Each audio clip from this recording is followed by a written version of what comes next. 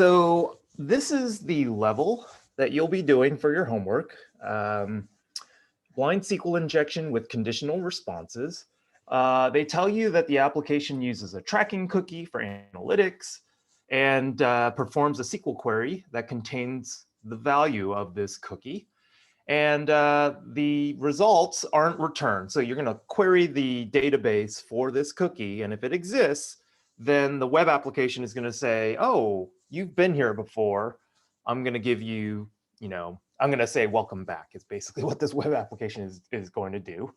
And what we're going to do first is basically examine the vulnerability itself. And so I've already pre-launched the level.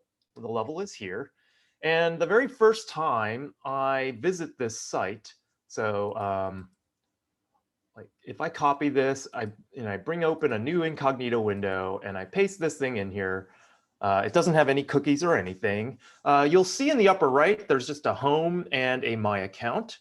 But as part of accessing this website,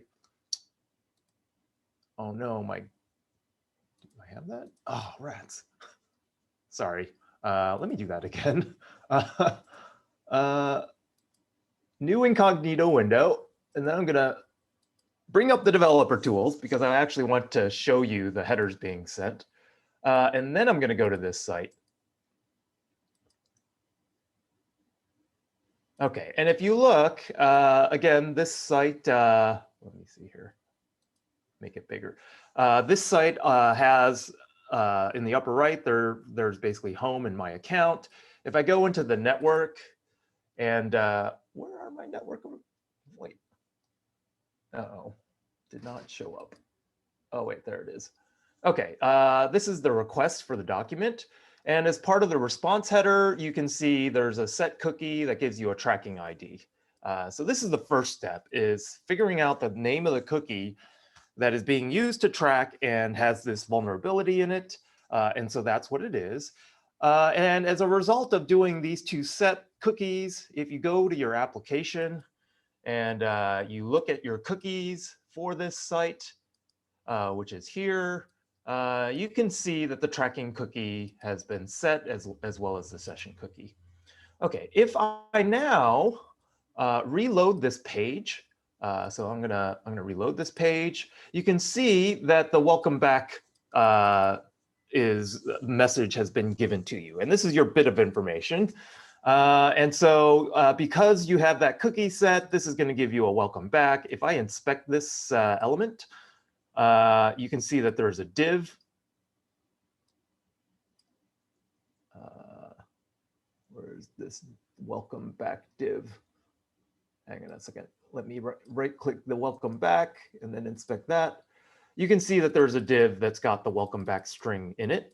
And this is the thing that's going to test whether or not our query succeeded or failed. Because if the query fails, then you won't get this welcome back string. But if the query succeeds and gives you a result back, then you will get the string back. So that's the vulnerability.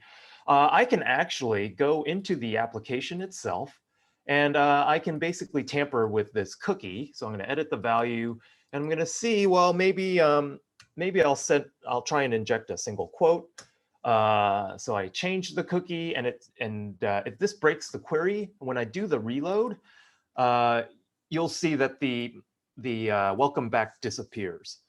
So this is your bit of information that you'll be using to hijack this or to find the administrator password for this particular account.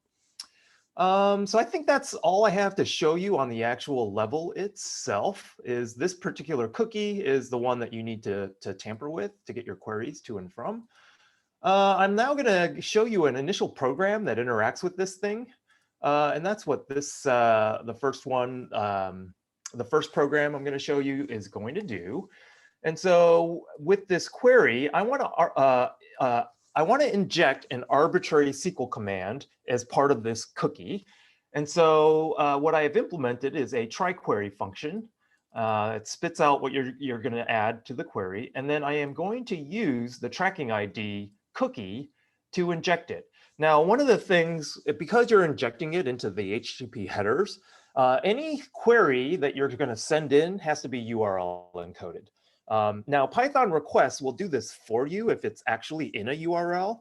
But in this case, because it's within a cookie, you basically have to URL encode whatever query you want to send in. And that's basically what this is doing. So given an arbitrary query, I'm going to URL encode it and then attach it as the tracking ID. And then I'm going to get the URL, just the regular landing page, which is what this is. And then I'm going to find any of the divs that have the text welcome back in it. And if I do have this text, then I'm going to return true. The query succeeded. Otherwise, I'm going to return false. And this is exactly the primitive that we need to do a blind SQL injection attack. So I'm going to first say, try query where the tracking ID is X. And of course, that's going to fail because we don't have a cookie named X. But then I'm going to inject this always true predicate. And so if I try this, this should return true, right? Because it's going to give you all the cookies in the database. And then this should say welcome back.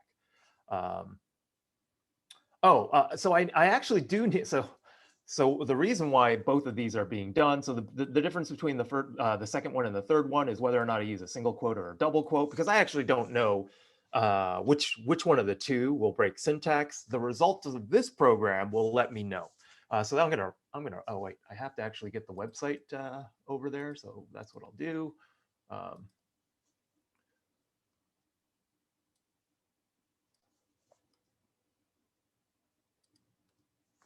So that's what I'll run.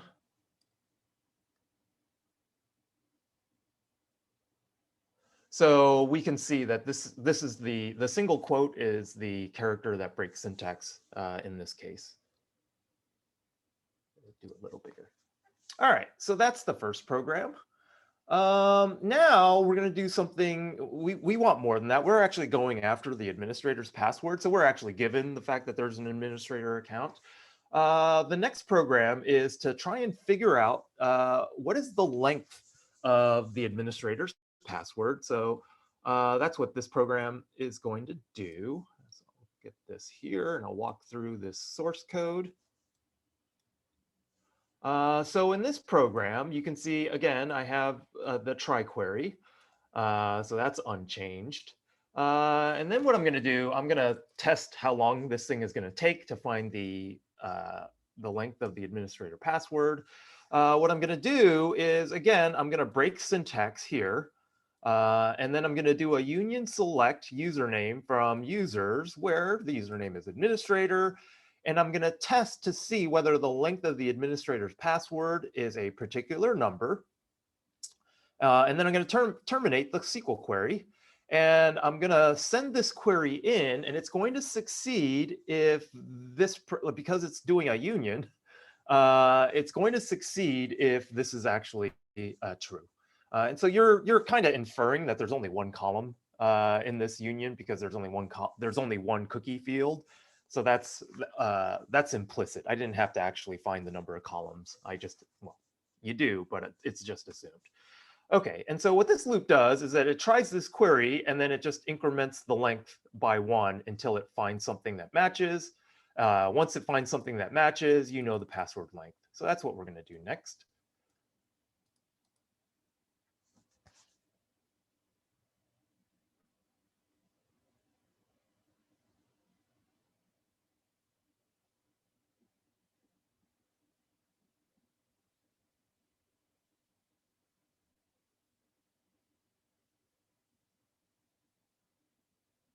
And so you can see the password length is 20, and it took basically 10 seconds to find this. Okay, so that's just showing you how you can get information out of this database. The next thing I want to show you is the different ways that this particular backend database can support string matching. So I believe in this case, it's a Postgres SQL backend.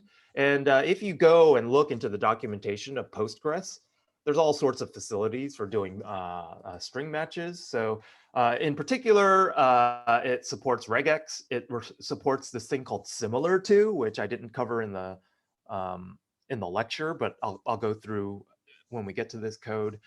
And then there's also something that allows you to do a substring match of whatever value that you're trying to search on. So we'll first do the regular expression version of this. And what this program is going to do is it's going to do a brute force attack, but it's only going to do this in a linear search fashion. It's going to search one character at a time, and it's going to go through the entire sequence until it finds something that matches, and then it'll go on to the next character. So this is not really the efficient program that I want you to actually write. But you'll see in the code lab, I do want you to implement the linear version, the linear search of this, because when you are sitting there debugging your binary search algorithm, it really helps to know what the actual password is, so that you can figure out where your particular program is going wrong. So that's effectively why I wanted you to do the linear search first. And so this is the program for regular expression searches, and you can see the I wanted to bake into the query the search for a particular regular expression. And so as we go and we find characters of the password that we know are particular values, this particular function is going to construct a query, and it's basically going to select, and so in this case, the regular expression syntax is the tilde. And so with the tilde operator, you can say, does the password match the regular expression that you will give as the next argument? And in this case, this particular function says, I already know the beginning of the password is this particular prefix. And then what I want to do is I want to match to see if the next letter is actually part of the password. And so that's what it does. It creates that query. It sends it into the tracking ID. It attempts to get that URL. It looks for the welcome back. And if I do get the welcome back, that means that password letter is actually part of the administrator's password. And I can say, I found this character. So that's the primitive I'm going to use for this brute force search. I'm going to, again, give it the website URL.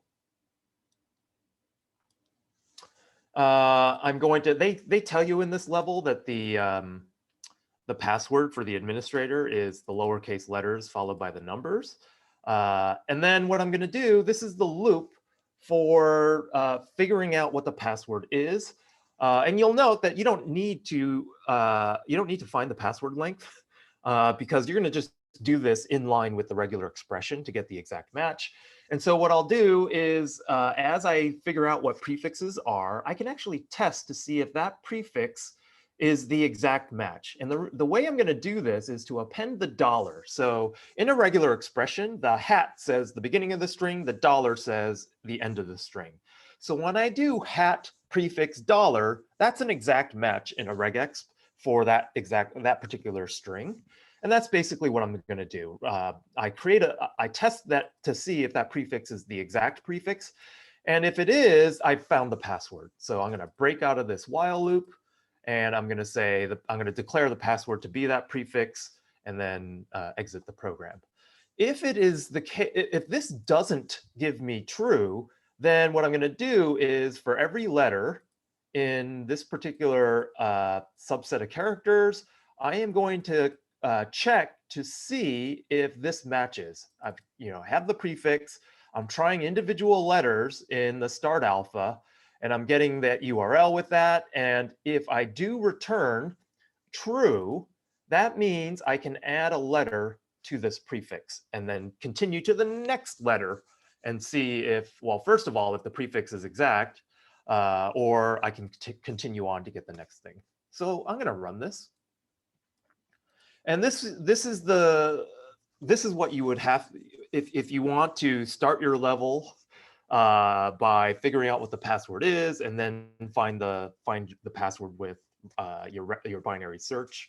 That's what I would recommend. And so you can see this is going along. It's trying to find the first character, a single character by single character. So the first character is T.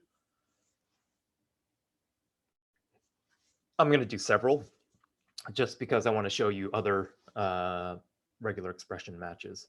And you can do any of these. You can do the regex, you can do the similar to, or you can do the substring in your programs. I don't really care which one you use. I'm just going to show you all the different all the different primitives. In fact, if you actually don't like any of these three, you can go you can find another primitive to use. Okay, so I'm gonna stop this program. So you can see tn2bk is the beginning of this password. So I think that's eventually this will finish, and then you'll get the password. And then this is the administrator password, right? This is where the we're basically getting the one character of the administrator's password every iteration of this loop. So then what? So if your program spits this out, then you can just log in as the administrator with that password that you found. Okay. So I want to show you some other primitives that you can use to do the brute force attack. So this is the similar to. So again, I'll come through here. Get the host name.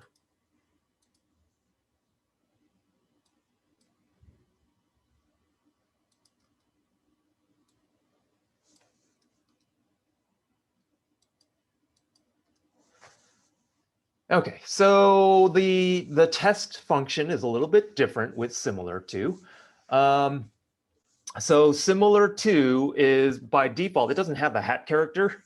By default, it always matches starting from the beginning of the string that you give it. So in this case, the query I'm going to run is just with the prefix at the beginning, followed by the next letter that's part of this. And so in this case, I test this the prefix with the new letter, and I basically at the end of this, I basically strip out the percent of this. So we'll see the percent is the wild card in this case. And one of the things I'm going to do is use this test string function to also match a wild card character, not just letters and numbers. And so if I passed in a percent as the letter, then what this is saying is that not only do you pass in the letter, but also do a regex on, put a star at the end of the pattern that you're going to match. Yeah, so tilde is the regex operator in, I think, Postgres. But then I think in MS SQL, you have to say regex. I forget. I get confused with the different variants of SQL. So you would just have to look at the manual, unfortunately. Yeah, that's not a bit of information I have in my brain. So basically, the similar to, if you give it a percent, it's matching everything, much like the like statement. So like and similar to, I think, are equivalent.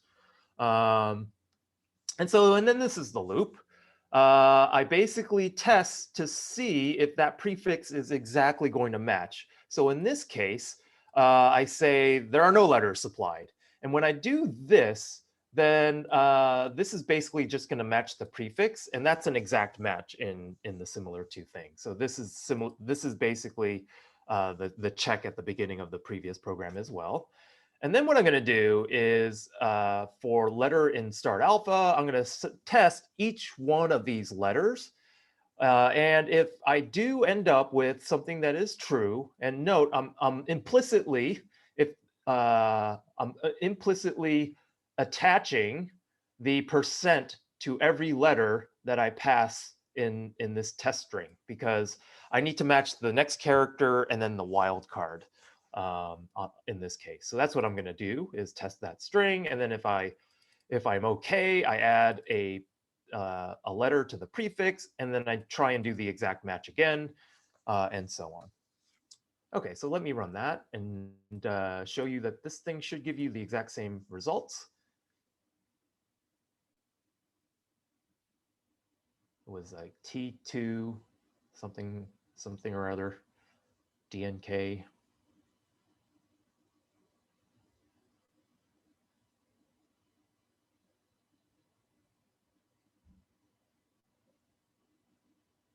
TN2, that's what it was. I'll get the 2. I know there's a 2 in there somewhere, and then I'll stop this program.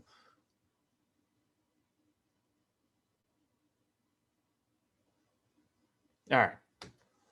So that's that program. The next one is a substring operator. So what substring does, it allows you to check an individual character in a string. So it's a little different than the pattern matching that we saw earlier. So in this case, the substring says, given a string, the password, check a particular index using a particular length and see if that matches a particular letter. So in this case, I'm checking, I'm basically going straight into the password at a particular index and then checking the letter there. So it's not building up over time a string to match against. It's just checking an individual letter. And then I'll print out the index that I'm going to check with that letter. And then this is all the same here. One of the things with this particular primitive, I guess I could have done this via a substring of length of an arbitrary length. But eventually you want to test to see whether the prefix that you have is the entire password. And so for this particular program, I do have a test password function that just tests to see if the full-on password matches. And you'll see how this is going to be used in this loop. So at the beginning of the loop is to test your current guess for the password. And then for every letter in the start alpha, I'm going to check for the index. So I'm going to start the index at the very first character of the password. And I'm going to check the first character against all the letters in start alpha. And as soon as I find that first character, I'm just going to add that character to the password string. So that's what this does. And then I'm going to increment this index. And then in the outer while, if that password is the definitive password, I'm going to just test for it. And then I can terminate when that is true. So that's this primitive. I'll run this thing.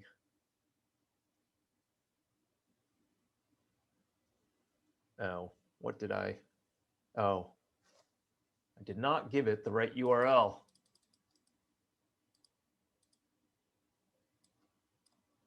Where is this? Ah, there it is.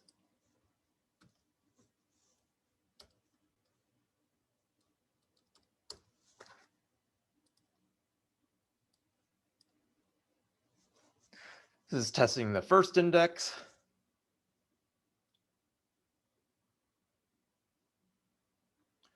And then I'll get the N, and then I'll Control-C this thing.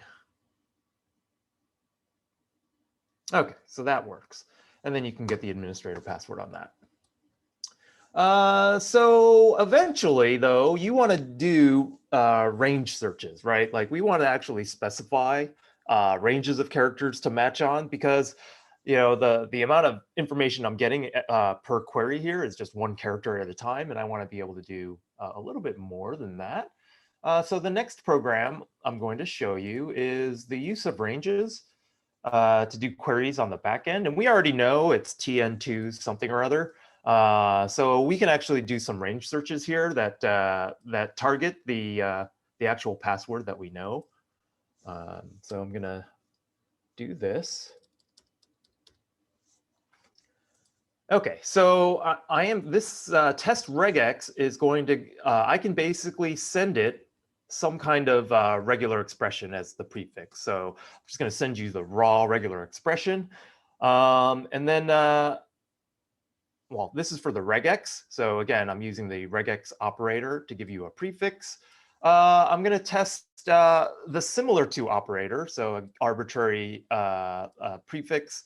And I'm going to show you how you can use ranges in similar to. And then, so those are the substring doesn't have a regex. So these are the two things that I wanted to show you. And so when I do a test regex on that URL and give it the range, that means this is going to check the beginning of the password for letters A to Z. So this should be true because we know it's TN. And then this should be false. And then likewise, with similar to, you're testing the first character A to Z. And then the rest of it has to be, you have to specify the wildcard explicitly with similar to match arbitrary things after it. So this should be true, and then this should be false. And this is the primitive that you're going to need for your binary search. You're going to need to do ranges of querying.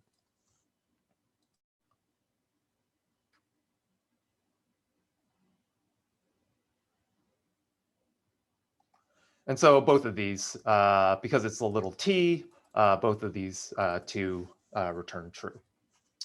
Okay, so with that, I think that's going to be able to get you to a reasonable start. That's basically the first, let me see here. That's basically everything up through 9, I believe. So yeah, now you just have to do 10 and 11. Well, I mean, this is actually the harder part, the binary search. But hopefully you have what you need so that you don't get stuck. And you don't, yeah. Are there questions with that before I go to the next level? I'm going to do one more level here that I didn't assign just to show you. So in this case, you get the welcome back. You don't necessarily get that in the real SQL injection attack. So the next one we're going to do is a little bit more difficult, but I'll take any questions. And if not, I will start up the next one. This one, we're going to use time delays to do the exact same thing as we did before. So I'm going to start this level.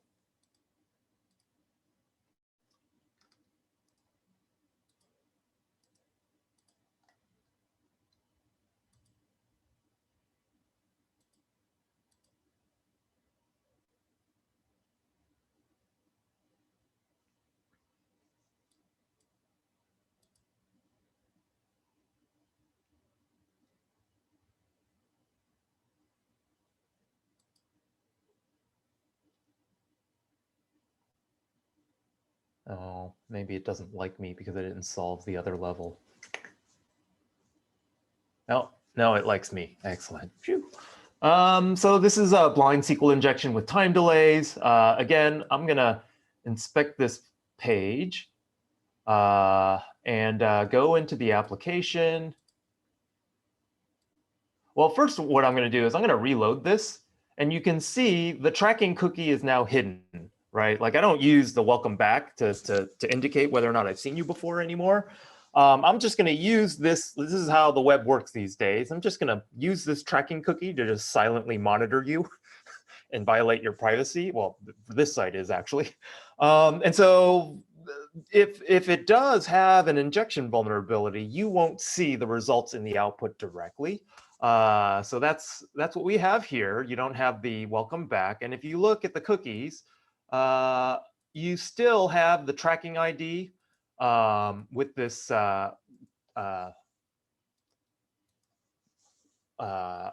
you know, you can actually inject the single quote and then you can try to reload and you'll see that nothing happens because it's not giving you any kind of information about whether or not that thing succeeded or not. Now, one of the things you can do is inject a sleep. And so for this particular level, this thing is running PostgreSQL.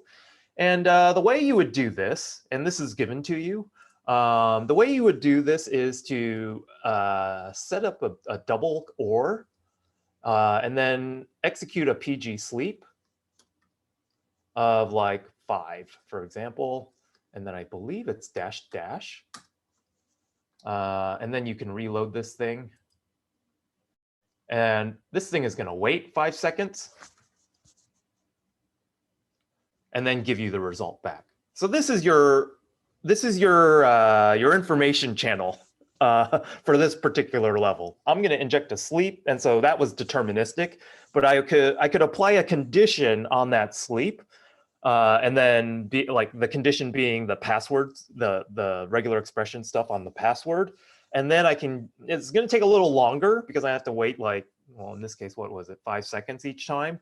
But I can still do the exact same attack. I don't have to change my program much. In fact, if you want to, you could just adapt your program your homework 2 program.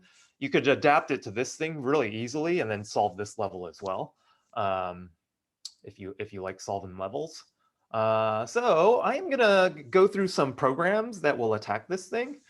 And so again, I have a test string that basically I supply an entire query string. So this is done a little bit differently than the other ones.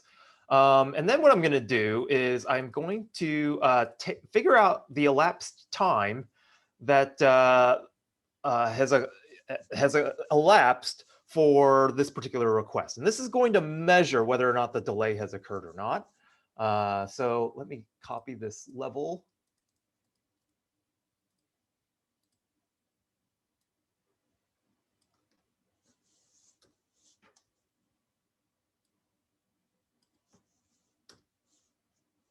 Oh, I have URL there twice. So what I can do is I can get the URL and I can dump the cookies, and we've already seen what these cookies are, so that's no problem. And then this just shows you what I showed you in the web UI. If I give it a regular a bogus cookie, you'll see it will return immediately. But then if I break syntax and insert a sleep, then I should see this delay go up. And then what I'm going to do, just like in the previous level, I can use it to find the length of the password. That's what I'm going to do. Well, the next one. So I'm going to run the first part of this before I talk about the next part of it.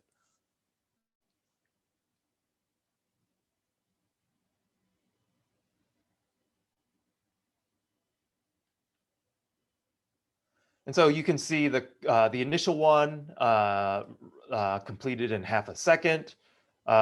This one returned in half a second as well. I should note the very first time you do a PG sleep, it ends up giving you something really crazy, but then subsequent ones are basically will give you 3 seconds. The next thing I want to show you is how you would use this primitive to find the length of the password, much like we did with the conditional response level. And I'm going to show you the query that we're going to use. Again, this is PostgreSQL, so this is what the PG stands for. The query I'm going to send in, and one of the things you'll see is that I actually did the URL encoding manually in this particular one. You see I don't have the URL encoding in this query string. This is basically saying, select the case where the username is administrator and the length of the password is less than a certain number.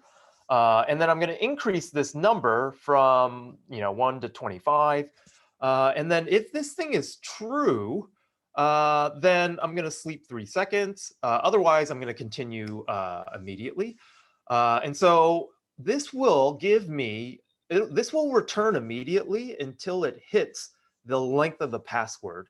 And when it hits the length of the password, it'll start to hit this sleeping 3 seconds that we see here. And then that's what I'll do next is this particular thing. And so you can see most of these queries return in 0.45 or 47 seconds. And you see the password length going here. And then as soon as I hit 21, is the length of the password 21? And it's true. So then it will sleep 3 seconds. And then all of a sudden you see the elapsed time is basically greater than 3. And this is, and so I do it up to 25. And so this allows you to say that the password length is, it's not less than 20, but it is less than 21. So this is what we saw earlier. Okay. The next thing is to actually find the characters in the administrator password. So in this case, I think they tell you that it's just lowercase letters, although I might need to add numbers in there if it's not the case. And then I'm going to use that substring primitive to test these things. And this is just going to test the very first character of the password. And you can, using the other programs, you could actually extend this to get the whole password. But I'm just going to test the very first character using substring. So that's what this thing will do.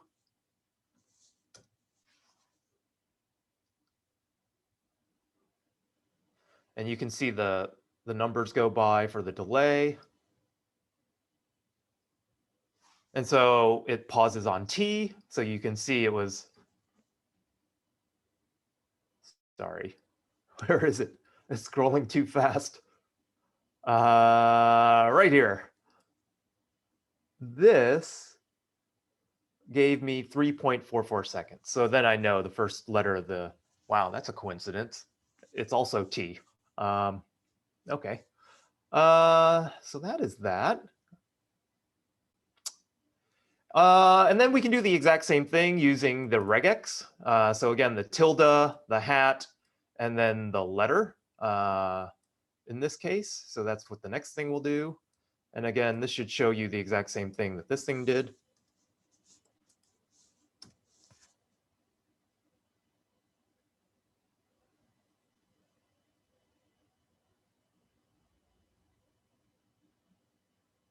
And it pauses on T and gives you 3.4. And so, where was it? Yeah, so you know it's T. Okay, the next program is here. And this is basically, it's going to take a regex and do the search based on that regex. It's going to sleep 3 versus sleep 0. And then what it's going to do is it's going to take the elapsed seconds. And if it's greater than 3.2, it'll return true. Otherwise, it'll return false. So this is where we're actually getting the bit of information back to our program. And again, we're going to use the delay. So we're going to first test hat star, which is going to match everything. So that'll be true. Well, that'll give you this delay just to make sure it works. And then the first pass of this will just find the length that we saw earlier. So wait, do I have that here? No, this program's not going to work. I don't have that implemented here. So I'm just going to delete that. I'm just going to go straight to finding the password. And let me see.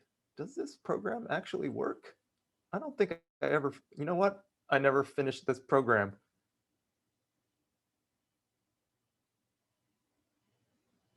Oh, no, this is the length. Oh, no, this does yeah, character at a time. You know what? Yeah, sorry. I just got my second dose of the COVID shot, so I think I passed out before I could finish this program. That's basically it. That's all I got.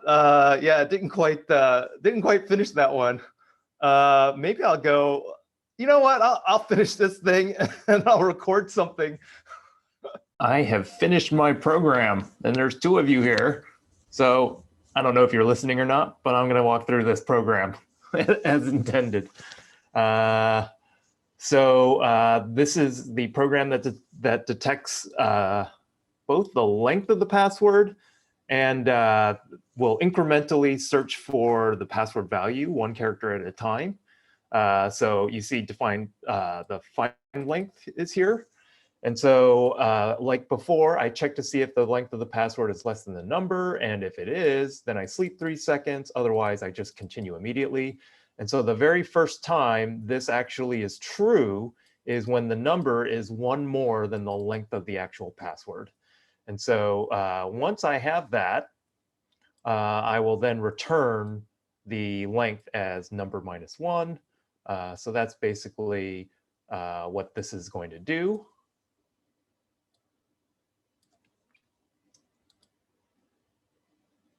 Whoops.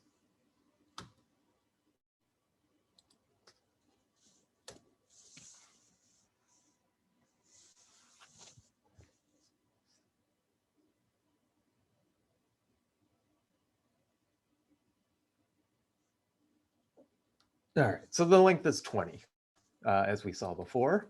The other thing is we can adapt our regular expression pattern matching algorithm from the previous level, and we'll do a linear search in this case, because in your homework, you're going to be doing the binary search.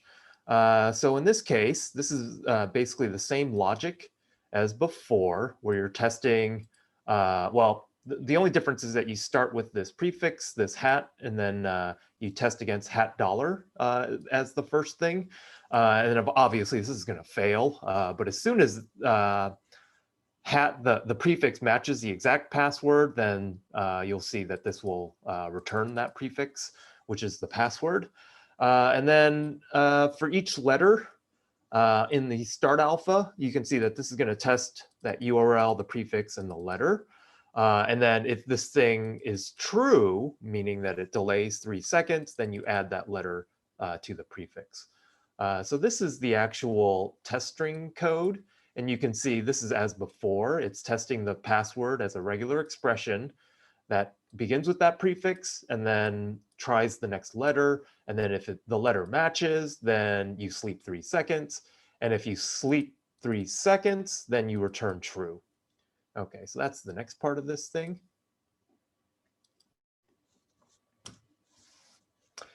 And so this is going to brute force all the characters one at a time. And you'll see that the very first character of the password is T, as we saw before. And then the second character of the password is little n. And the third character